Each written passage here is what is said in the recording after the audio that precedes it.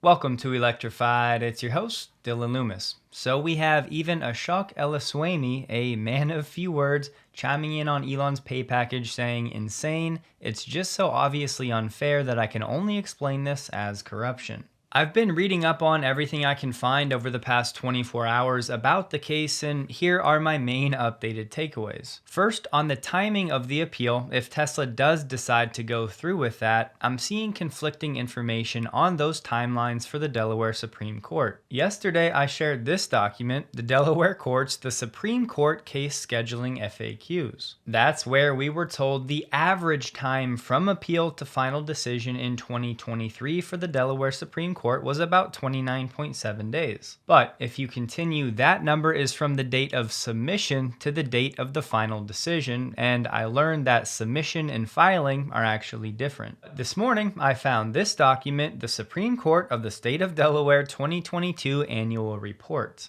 All you need to know for our purposes here, we want the time from filing to disposition, and for 2022, the average across all of the cases at the Supreme Court was 176.3 days. So instead of expecting some news on this in 3 months, like I said yesterday, now getting more information, I'm expecting something in roughly 6 months' time, so apologies for any confusion. Tesla did come out and say they would appeal, but they could also just use that as leverage in a settlement. Now, I don't think that's likely because of what I said on X about what Elon has said about not settling unjust cases against Tesla. But now that the plaintiff's lawyers have something to lose to the tune of $345 million, Tesla could pay them a fraction of that, allow Elon to get paid, and everyone moves on, and those attorneys never have to work again. But if I had to guess, it seems more likely Tesla does appeal to the Delaware Supreme Court, which does have to hear this case. And sure, eventually this could make it to the US Supreme Court, but that court has no obligation to take the case. And as you can see in this table, in 2022, only 5.4% of the cases that were seen by the Supreme Court were actually reversed.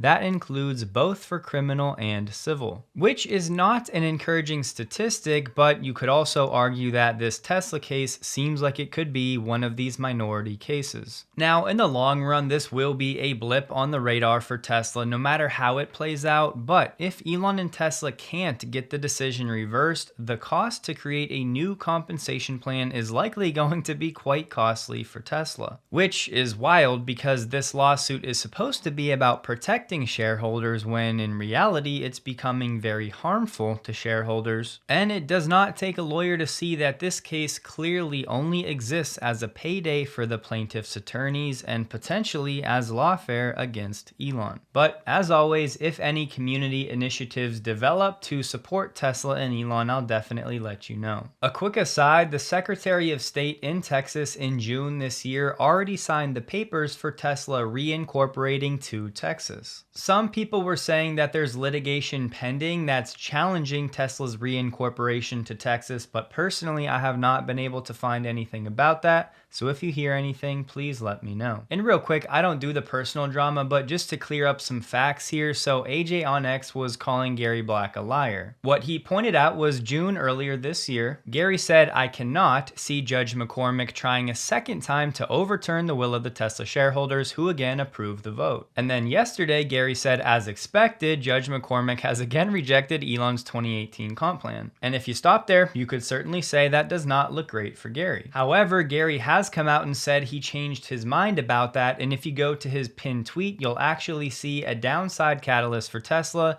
Judge McCormick likely to again reject Elon's 2018 comp plan, and that was well before the decision came in. So on this one, Gary clearly just changed his mind. He was not outright lying, as AJ said. Tesla China is doing very well right now. We got the data for week 9 of quarter 4. It came in at 18,600. Comparing that to the same week in quarter 3, that number was 14,400. So quarter over quarter, Tesla China is now up 5.85%. With 4 weeks left in the quarter, Tesla would have to average just over 15,525 per week to set a new quarterly record. In week 9 of quarter 4 last year, that number was 17,400. Thus, year over year, Tesla China is now up 14.26%. The model breakdown for the week: 7,100 Model 3 and 11,500 Model Y. I have this as Tesla China's third best week ever. My data goes back to Q3 of 2022. Now, there are some significant incentives available right now, both specifically for Tesla in China and also for EVs in general, but Tesla is doing what they're supposed to. Heinrich Zane gave us another Tesla semi-factory update. As you can see, they're making great progress with the exterior, but there's a new foundation area where some people had some questions. So you see this new foundation that's dug deeper than the rest of the factory, and people were wondering what this area will be for. The main consensus, and what I'm seeing from some other folks that have actually worked at places like Giga Berlin,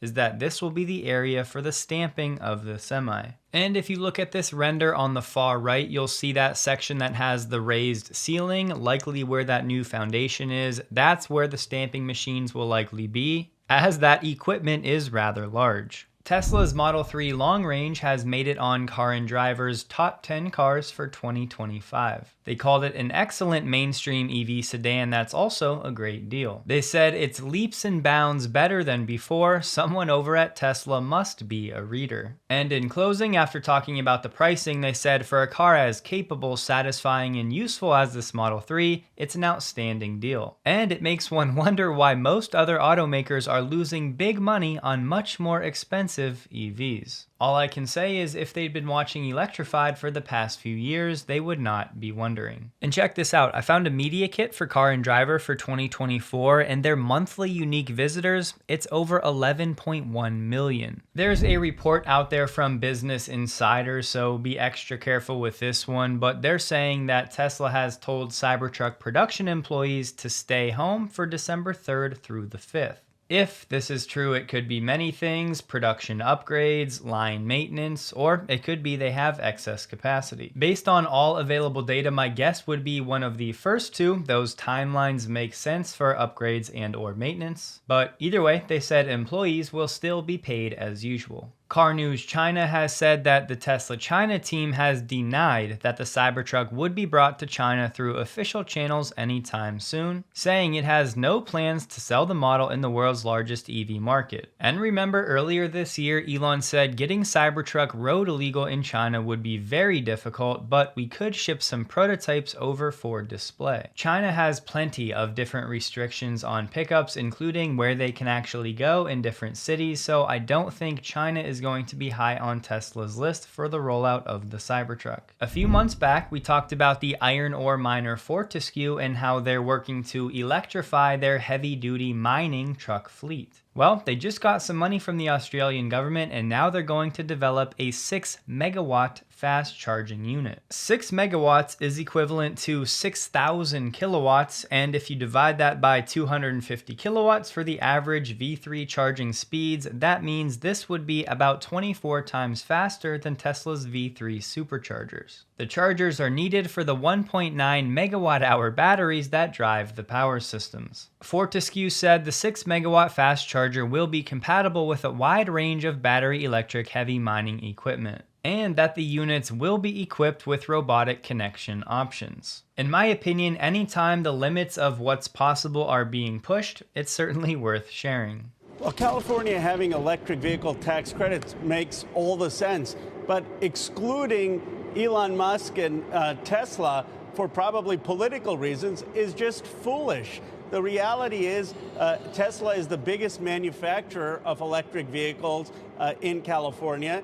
The Inflation Reduction Act explicitly got rid of the caps on companies like Tesla so that they could produce more electric vehicles. And if you're looking, just 3 days ago, the New York Times had a report that China is leading 1.7 million electric vehicles exporting around the world. We're way behind, and we need to be producing more of these electric vehicles in the United States. So I don't think politics should interfere with manufacturing or with an issue of our national competitiveness. I mean, you can disagree with Elon Musk, as I do, on a number of issues and speak out about that, but don't target a company because of political views. Well, look, I mean, the governor and others are going to say this is to help the small manufacturers. The reality is that there is no clear rationale, in my view, that isn't colored by politics. I mean, when Biden didn't invite Elon Musk and showered praise on Mary Barra as the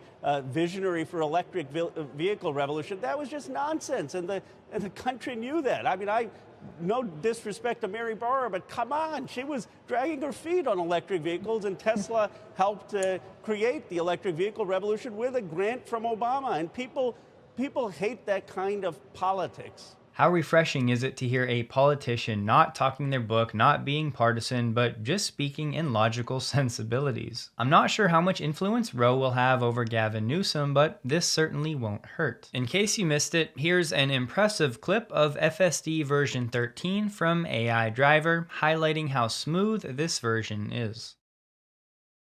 You can see that blind turn, and it reacted very naturally. And then he was asked, on a scale of 1 to 10, how big has the improvement been? AI Driver said, need more seat time, but I think Elon's 500% 6x improvement is likely correct. And Chuck Cook also had a pretty impressive clip from one of his videos today. I'll play this at regular speed for the first time. Here I'm going 61, and you can see these cars are already passing me, not with a lot of speed, but they're going 65. Okay, there's a box in the road. Whoa, it went around that box in the road. That was a good clip. As we watch it back in slow motion, keep an eye on the blue line, the navigation path, as it starts to adjust for this box well ahead of time.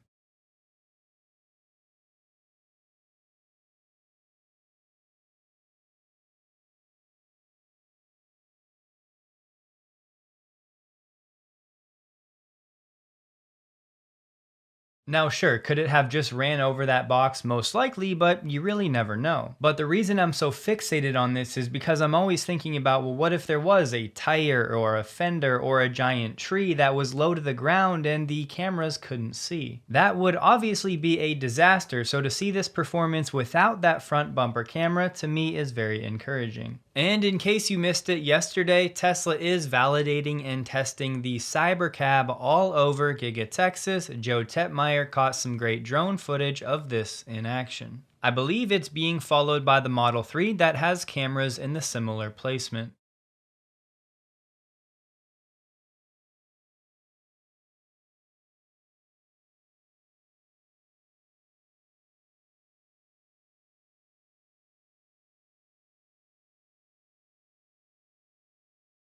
Here's a quick chart showing us year-to-date sales and the comparison to last year for automakers in the United States. Year over year through November, Acura is doing the worst, down 10.1%, and Mazda is doing the best, up 18%. Tesla, as you can see, is not on the list. Not because they don't qualify or something, just because they don't report this data. But what I wanted to highlight was, of all of these brands listed, only one, Acura, is actually down year over year. Recurrent has put out some research highlighting that by 2030, replacing an EV battery will cost less than fixing a gas engine. Goldman Sachs said that by 2026, battery prices should be $80 per kilowatt hour, about 50% of the 2023 price, which would be the prices halving in just 3 years. And with most people buying used electric vehicles, they have plenty of questions about buying a used EV, specifically around the battery. And they said as battery prices drop, replacement batteries get really affordable. Goldman Sachs put out a report in October saying that their estimated battery pack price in 2030 is $64 per kilowatt hour, and that number is at the pack level. And some other research firms like RMI are putting pack prices at under $50 per kilowatt hour by 2030. The main reasons for this: cheaper chemistries like LFP becoming more prevalent, and recycling becoming a bigger part of the picture. Just an anecdote to keep in mind when you hear that argument. The Cybertruck account on X has confirmed confirmed my speculation, saying that the wrap and license plate customization is coming to other models in future updates. Here you're looking at the Sony Honda Mobility, or SHM, prototype that they're about to show off, which is a fully electric sedan at CES 2025. The joint venture is planning to make these cars at Honda's US plant and deliver them by 2026, starting with the US market and then Japan. The 2023 prototype had a total of 45 cameras and sensors for monitoring inside and outside the vehicle. They said the hardware, or the car body, is pretty much complete. We'll be working on the software until the last minute. The native Tesla Watch app is here if you update your mobile app on iOS. Honestly, it's pretty basic. As you can see, most of the features require a vehicle software update, which I don't yet have, but to start, it's going to work as a key. You can lock and unlock, control the